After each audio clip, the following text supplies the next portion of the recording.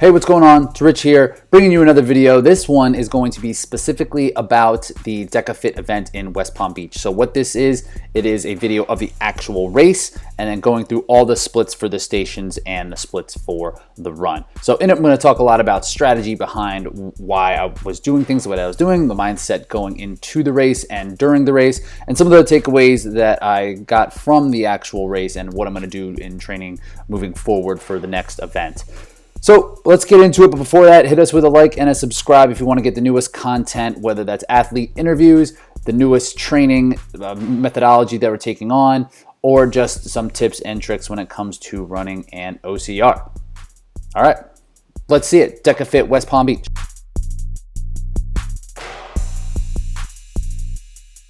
All right, here we are right at the beginning. There's obviously this ceremonial chanting situation that we have going on. Not the typical Aru, but they have us doing something. So they lay that whole thing out. Not bad. Overall, the organization was pretty solid when it came to figuring out when to be ready and when to go. I can't speak for the events after, for whatever the heats were like, but for this one in particular, seemed good, seemed to go on time. So right off the bat from that first 250-meter loop, so every run was 2 loops. So we came out, we went past the starting line, and then it would filter us into the zone. And each time you would come out and then drop it into the zone right before the previous one. So we're coming across here, and this is zone 1 that you're looking at. Is the right in here is the first zone. So that is going to be where we're going to end up here. In terms of pacing, I just wanted this to feel easy, just really light, and if anybody was going to go crazy, just kind of let them go. And that's kind of what happened. A couple guys got out in front and just really kind of hammered. I knew it wasn't sustainable for myself, so I kind of held back, and I just kind of cruised through in a position that did feel comfortable. Like it's a long race. You figure it's going to be at least 30 minutes, which is about the length of 10, like right around what a 10K would be, give or take some time. So in starting a 10K, you got to go kind of easy. So here I come in third place. We're going into zone 1. So this first run was about 1:39, which is 5:18 pace. No real plan for what I wanted to do in terms of pacing. I just wanted it to feel good. Just looking at what other people had done in previous events, I thought that might be somewhere that would be, but talking to Megiddo, who's right there in the black, I'm kind of in the middle there next to Forrest. And the plan, Megiddo thought it was going to be a little bit faster on the running end, so I didn't know. I just wanted to feel good. And same thing with these lunges, not rushing through it. I knew it wasn't going to make or break anything. I think I was telling myself just to stay at a sustainable, easy pace, something I could do for a long time, and really not to try to get in over my head.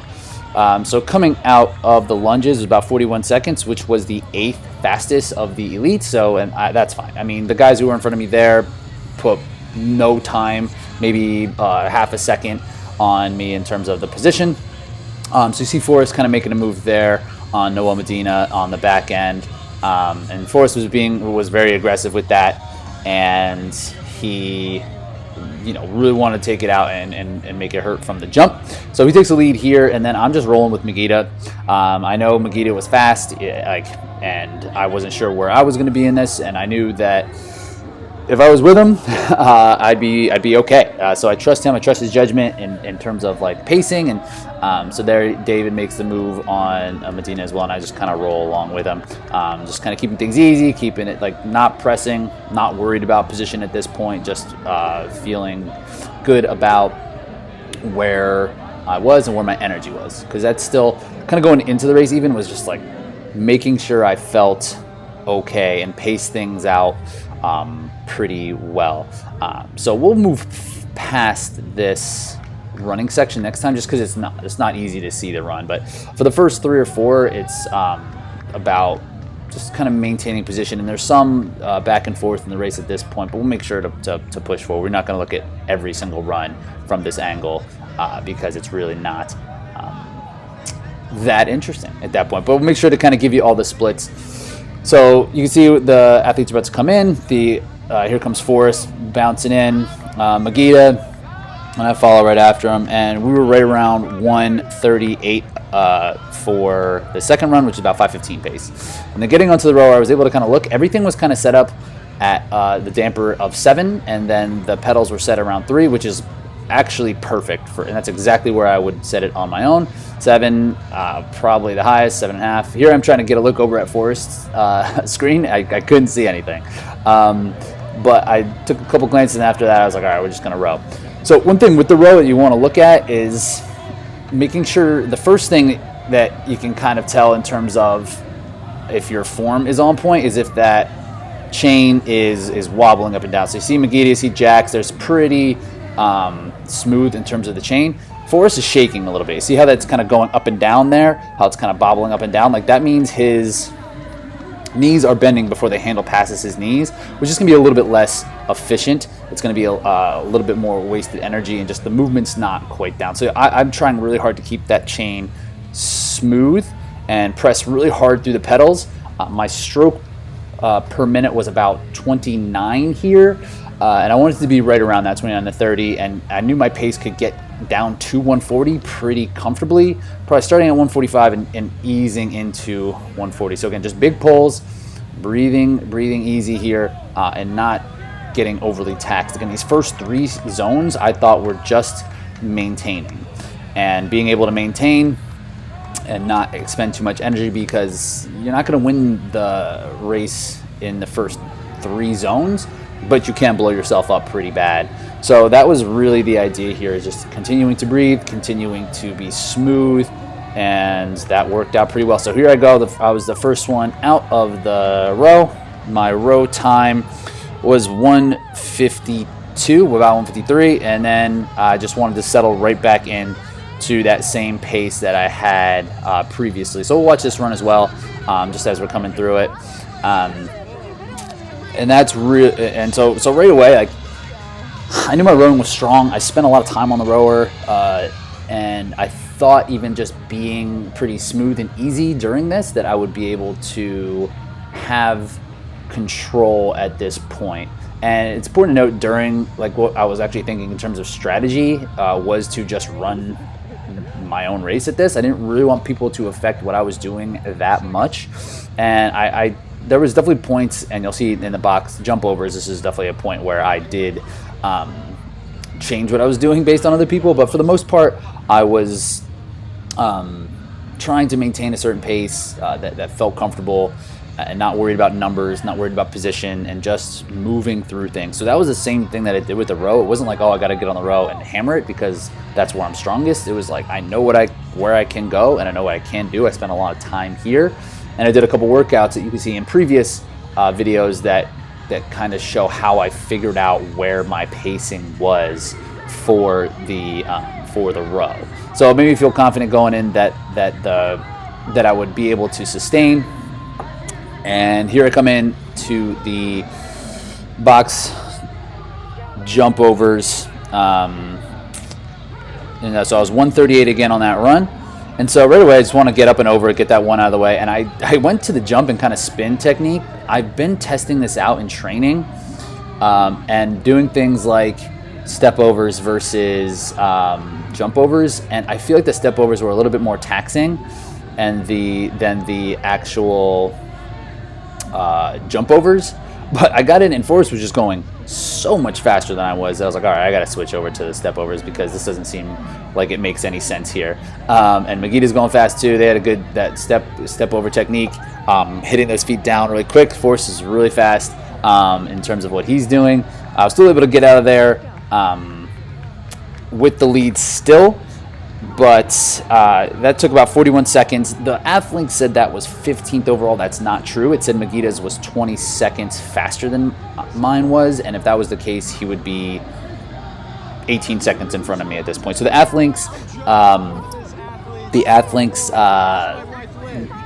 splits, although they were good and helpful, are not always accurate there. So this is just the camera woman, my fiance, getting caught up with some friends. So but overall, that was kind of the idea with the box jump overs. I don't know how much I would really even change anything, just because it didn't matter that much. My energy still felt good. I might need to fine tune that a little bit to make sure that I have a strategy that I can be comfortable and confident with. But again, running is right back on it. I was feeling good, feeling comfortable at this point. My splits have been 139, 138, 138 leading into this. So my first three very consistent, and it felt fine. Like coming out of this, I wasn't super gassed from what I recall, and I was feeling pretty in control leading into the next zone, which is the med ball sit-ups, as we'll walk our way over to that. This was a new zone. In terms of what I've done sit-ups, I've done with med balls. I've never had to throw it to like this specific target or anything. So this is new. It's not in Decca Strong. It's not in Decca Mile. So picking the placements, I just wanted to make sure I was in a spot that I was just out of the way. So that's why I kind of went over this way. If I went where Forrest went, I would just be worried about people running in there and like potentially hitting them with the ball. But really, this was a bit of a hustle just trying to get through. I figured no matter how fast or slow you're going to go, it's not going to necessarily matter. That run split was 140, which is about 5:22 pace. So it's a little bit slow. It's been the slowest one, but only by a second or a second and a half. So really not too concerned about it. And like I said, with this, you get a chance to anchor your feet there in the actual rig, which I think is a Kempson design rig. Shouts to Kempson Design. So you anchor your feet, you just go back and forth. It was just kind of slow. It's slower than a Decca Strong, than a Decca Mile, where you just have to bring the med ball to your feet. So there I am out of this zone in 51 seconds, which was third. But this was, again, one of those zones that didn't really matter that much in terms of how different, like the box, like the lunges, the box step overs, and the sit-ups so far, everyone's time was kind of the same. If you were first or like 15th, you're probably the difference of 3 or 4 seconds, maybe, with all of them. So yeah, we're going to fast forward here to get to that next zone, which is zone 5, the Skierg. So here it is coming into the next zone. Again, I kind of staked these out. They let us kind of get in here and see things, but I wanted to make sure that the damper was set around 5 to 5.5. And then that's all you really got to set. And I was really particular about this one to make sure it was there. Like anything higher, to sustain for 500 meters is too much for me. If I'm doing sprints on the Skierg, I'll set it to 8, 9, or 10. And sprints meaning 20 to like 40 seconds. And this was going to be a longer output effort. I figured if I was like around averaging like 150 or something all like that, that'd be really a good spot for me. The previous run was 142, so that was my slowest run. I don't know why. I think that may have just been a lack of focus, or just being in like the midway point through this race and just kind of checking in on where I'm at. And like the back half is going to be more difficult, especially starting with this and knowing assault bike's coming, and that sled push is also coming. So I wanted to make sure that I was feeling comfortable going into this, maybe for no other reason besides that, because I wasn't feeling tired necessarily at this point. On the Skierg itself, you can see my cadence is a little faster than Megita's. Megita's a little bit more powerful than I am, so he can generate a little bit more power than I can for each stroke there. Mine even seems to be a little bit faster than Forrest. I try to get up to almost 50 strokes per minute. It seems to be a place where it's sustainable for me, just because like the power is just hard to get enough power to go any faster. Like at what I weigh, like it was like 168 on this, and just like where my power development is for this, I just haven't had a chance to go much faster. So, but one thing with this, you can see how the butt needs to drop down first, and you'll see people make the mistake of just kind of like using all back and abs and arms, but that butt needs to drop down. Like if you're doing a reverse deadlift, more or less. So driving those feet straight through the ground, trying to get those handles up as high as they can without getting your arms completely straight, and just moving through. So I'm out of here in it says about 157 for the full time, which was the fastest of anyone in and out of that zone. This I knew was going to be a hard run after, and then based off of like the Decca Strong and the Decca Mile that I did, this was definitely the hardest zone, the hardest zone so far. So this is where the race gets a little bit real, is right after that Skierg. So we'll fast forward here till we get to that next zone, which is just Farmer's Walk. So coming in to Farmer's Walk, my run here was actually really strong. It was about 140, so I got it faster than that previous run. And for no other reason than I just think I was feeling good.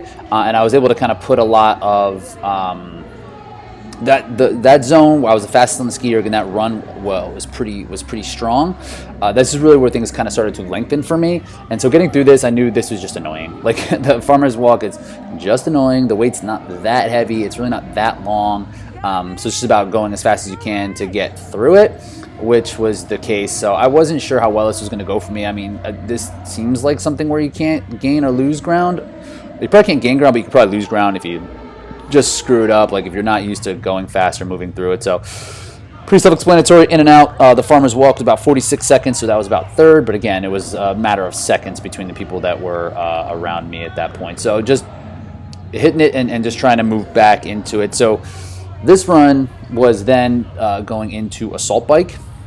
An assault bike was by far the thing that I was not worried about the most, but just like I figured where things could kind of move in any direction. If someone's really strong on the assault bike versus not that strong on the assault bike, it makes quite a difference. Where all these other zones, aside from the row and Skierg, you're not going to gain or lose too much, but this one you can. You can blow yourself up real bad. I knew it was going to be real hard, and I was kind of looking at this one as the make or break for the race. Like if I going into it, I knew if I could be in the lead at this assault bike, I kind of needed to be here in the lead here, just because I didn't know how well I would be able to sustain against somebody like Magita, who's so strong and has such good power output and is as good at running as I am. Like I just needed to be in front. So I was happy that I was in front at this point without needing to make some sort of decisive move or effort, because this is a really hard zone, and you can really kind of get in over your head pretty quickly. If you've never been on the assault bike, like it's hard to figure out where you are in terms of the actual pacing until you spend time on it. So I come around, we got to see that whole run. So this run, I come in around 146. So that's the slowest run yet, and I think I was a little concerned about this assault bike to kind of hold in some pace. So again, I had some chance to kind of stalk out to see which one I would like the best. I want that seat to be at or around my hips, right around my hip bone to know where I'm at. And I like to move the seat up as far as possible. So like if you can get your hips as close to under your feet, that's where it's going to be the most powerful, like the most advantageous position. And I spent a lot of time on the assault bike these past couple months just so I could figure out where the RPMs were and how to know how to navigate this thing. Because even as Magita's coming up, like the lead's pretty decent at this size, but I thought like there's chance of like 30 seconds of a swing here. Legitimately, like there is, like if someone's really good at this, people could like really make up a lot of time. So my strategy into this was to work up to my specific pace, because I've done in the past where I've hammered really hard and then you just kind of have to hang on. You get in over your head on this, you get anaerobic, and then you really have to rest and for it to come back.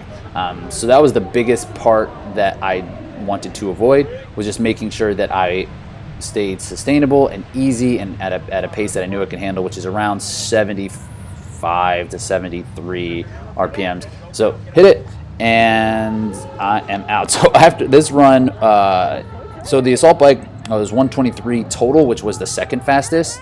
So I was pretty happy about the result there, but you can see the running is just labored. It is slow. Coming off that thing, it's like being underwater for a while and trying to shake that out, and there's really not that much time to shake it out, so it's like this hard push and pull between like what is fast enough versus what is going to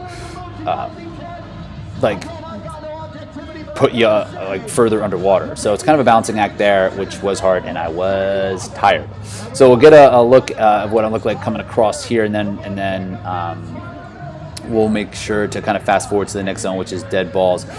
So 3 more zones left and 2 more runs after this. So here I am. This is where I'm first starting to feel tired. So let's get to that next zone. All right, so here we come into the dead ball over the wall. I haven't done this zone either. I've done it with the strong and the mile where it's just over the shoulder. I knew this weight is pretty easy, but I didn't know what it was going to be like to navigate my way around the wall. I was also worried about it being really sweaty. I wore wristbands to make sure that didn't happen. This is Florida. I do sweat a lot.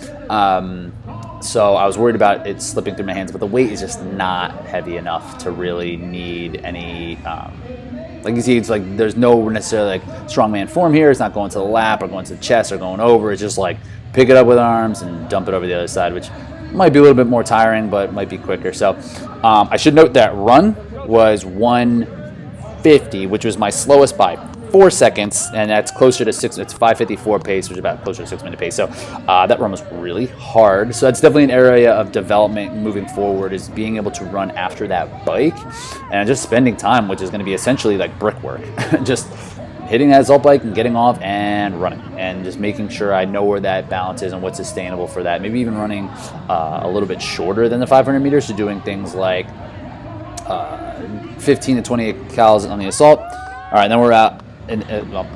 Doing like 15 and 20 calories on the assault, and then doing like 250 to 300 meters of running, just so it's not so much time to kind of get back into it, just to push that part that really sucks. That part when you're getting right off the bike is what's really hard. So dumbbell wall overs, the dead ball wall overs, it was about 111, which is 12th for everything. And again, same deal. I don't think you're gaining or losing too much time on here. So I'm fine with it. I just wanted to get through that. I just didn't want to mess it up. I didn't want to have it kind of slip through. So it's fast forward to tank push. So here we come into the tank. This run was 146. My pace has come back down a little bit, back down to 541. So going into tank, I knew I needed to put the handles on first, just so I didn't want to be playing with those down the road. Once they're on around my wrist, like, it's good to go. I think this floor was pretty helpful when it comes to this push. So one thing I did screw up is I didn't go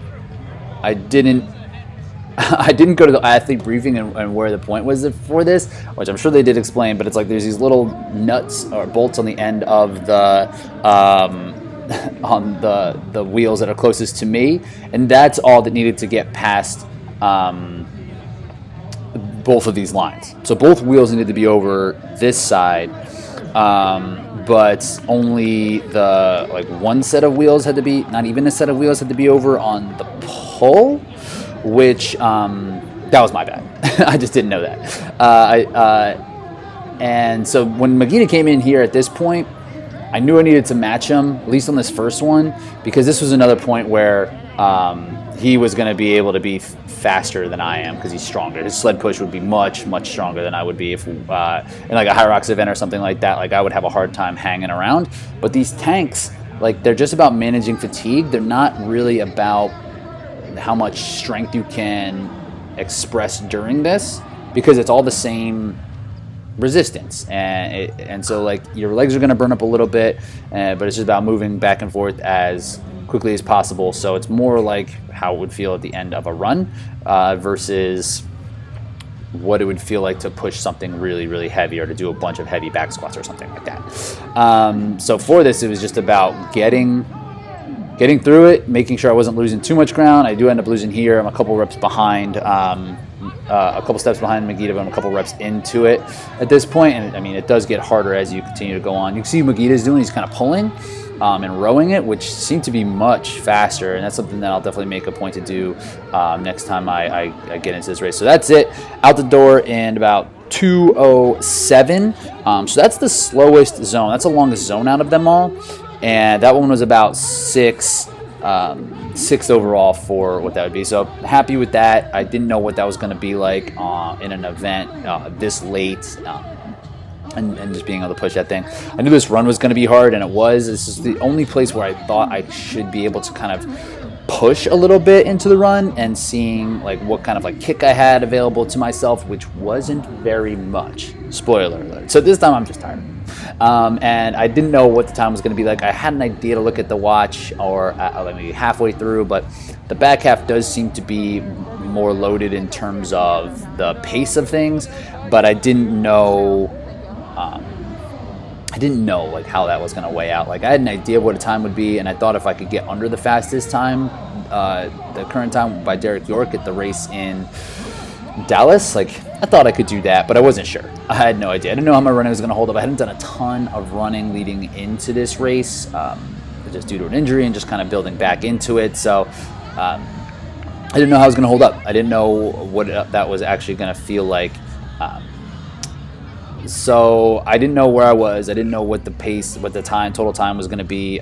The announcer was kind of saying stuff. I didn't hear it, or didn't hear it well enough. I just needed to get through this freaking run to get to these ram burpees. And when we got to the ram burpees, for me, these things is just like, they're not fast, but it's also one of those deals like you can always do one more because they're not that fast, right? Like they're not like a full-on sprint.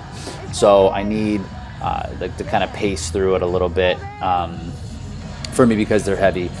These aren't as heavy as the ones in the stadium races. So you just scoop it up and get to 44 straight down, and then just got to be over your head. So it's not even like full extension; it just needs to go over your head like a little bit, which is also an interesting little wrinkle.